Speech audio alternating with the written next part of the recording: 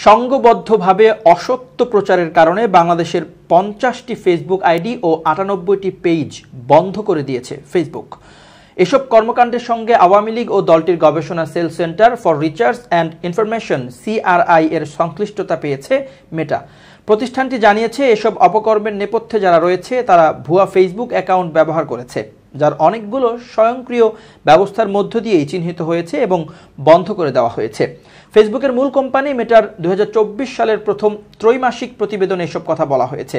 মেটা যেসব অ্যাকাউন্ট বন্ধের কথা বলেছে তার মধ্যে আওয়ামী লীগের গবেষণা cell centre for research and ইনফরমেশনের সমন্বয়ক তন্ময় আহমেদের টুইটার অ্যাকাউন্টও রয়েছে। মেটার প্রতিবেদনে বলা হয়েছে, এই চক্রটি বাংলাদেশ ভিত্তিক এবং বাংলাদেশের মানুষই ছিল তাদের প্রধান টার্গেট। এই পেজগুলোর মধ্যে কোনোটির একেবারে কল্পিত কোনো সংস্থার পরিচয় দিয়েছে, আবার কিছু কিছু ক্ষেত্রে বাংলাদেশের প্রতিষ্ঠিত সংবাদ মাধ্যমের নাম ব্যবহার করেছে।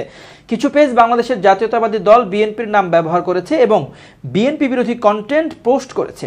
এসব পেজের বিচরণ ইউটিউব, এক্স, সাবেক টুইটার, টিকটক, টেলিগ্রাম সহ বিভিন্ন প্ল্যাটফর্মেও ছিল, পাশাপাশি নিজেদের ওয়েবসাইটও ছিল। মেটার প্রতিবেদনে বলা হয়েছে, এই চক্র প্রধানত বাংলা ভাষায় এবং ইংরেজিতে বাংলাদেশের রাজনীতি, নির্বাচন, বিএনপির সমালোচনা, বিএনপির বিরুদ্ধে দুর্নীতির অভিযোগ, নির্বাচন পূর্ব সহিংসতায় বিএনপির সংশ্লিষ্টতার অভিযোগ নিয়ে সংবাদ ও চলতি ঘটনা পোস্ট করত।